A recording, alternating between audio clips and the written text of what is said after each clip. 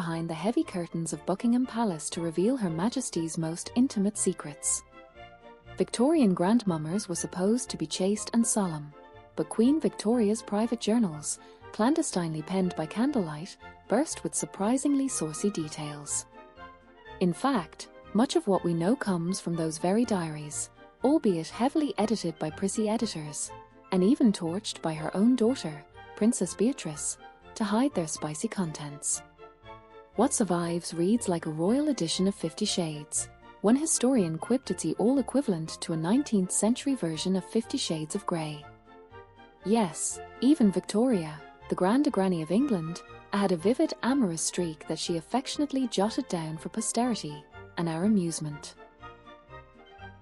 Long before she donned her reigning crown, young Victoria was head over heels for Prince Albert the moment he stepped into her life. The scrolled pages gush that this handsome kraut, with his beautiful blue eyes, an exquisite nose, and/or a pretty mouth, made her heart flutter. In her own hand she called him excessively handsome, or no parsing compliment, one might say, especially coming from a 20-year-old queen-to-be barely out of her corset. By the evening of their February 1840 wedding, the keen-eyed sovereign was positively blissed out. "I never spent such an evening," as she gushed in her journal. Apparently Albert commandeered a gilded footstool at her side that night, for reasons we can only guess, while bestowing your excessive love and affection that left the new bride in his arms, and we kissed each other again and again. In short, our proper young queen exclaims it was a heavenly ear and the happiest day of my life, and we can imagine exactly why. Things didn't slow down after the wedding night. In fact, Victoria matter-of-factly noted we did not sleep much in the first days of married life. If one had to translate her high-born French into modern terms, the royal honeymoon was very eventful. And for the record, Victoria clearly found the prince's physique to her taste. She especially drooled over a certain white cashmere ensemble he wore with nothing under it. Yes, the legendary white breeches scene is directly from her quill. The young queen even smirked in private that Albert cut a very fetching figure with nothing on underneath.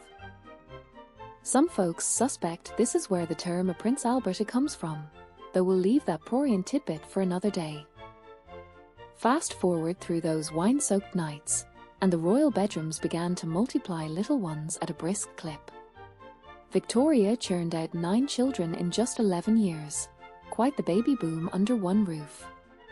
Yet here's the twist: while she loved the fun in bed, she was utterly sick of the aftermath. The gracious queen whined privately that pregnancy was downright wretched, likening herself to a rabbit or a guinea pig on endless reproductive duty.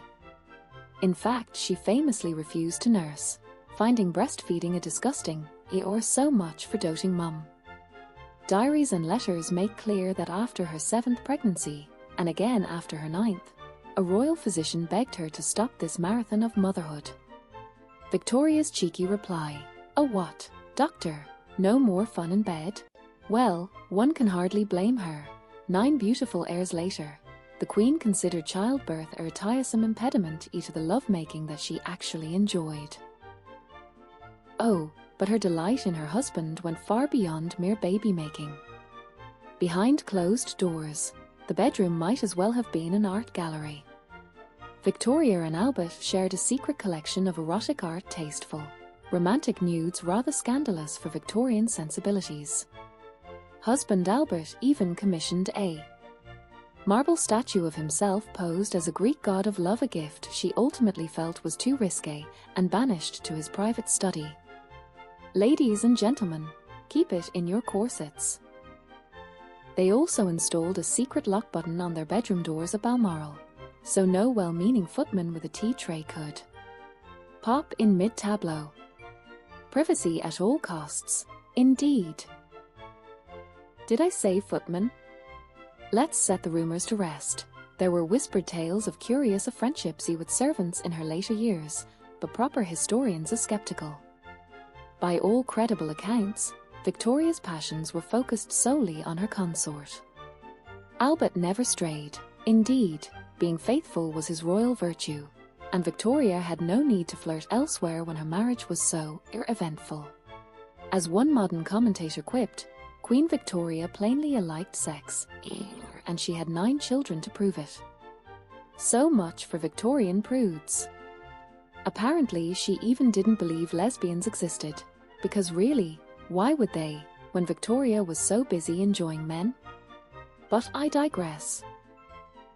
Through this entire sweaty saga, Victoria's eloquence with language was not lacking.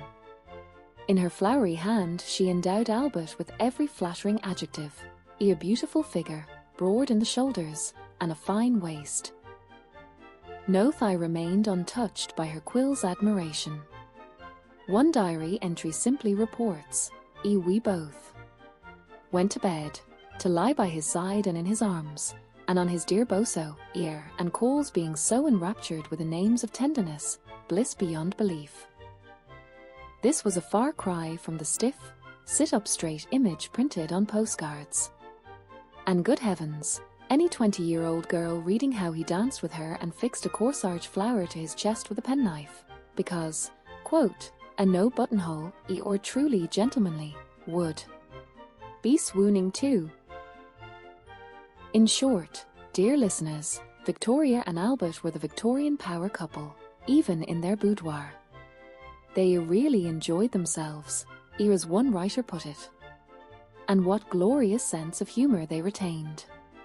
When Albert tired of hearing all the hospital ward news of another birth, Victoria chimed in, well, doctor, does that mean no more fun in bed? In another entry, she jokes that maternity was stealing her time with Albert. After all, a mother never said, let's play hide-and-seek in the nursery, but a wife most certainly has other ideas.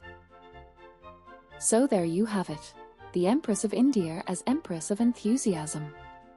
Queen Victoria may have sat solemnly on her throne, but behind the palace doors she was a jolly good romp.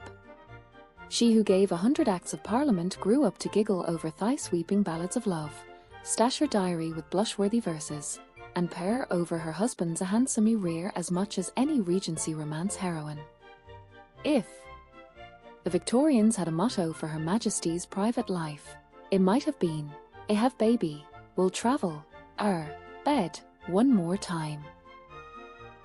As a Victorian might say with a wink, no queen could have been more royally satisfied. Indeed, Queen Victoria's secret life reminds us that even the grandest crown conceals a very human capriciousness. In the end, she gifted history not only an empire on which the sun never set, but also a saga of royal lust and laughter that would make even the most proper Victorian blush. And to think, all this from Her Little Majesty, who by candlelight confessed that true power wasn't just ruling nations, but stealing a few extra moments wrapped in her beloved Albert's arms.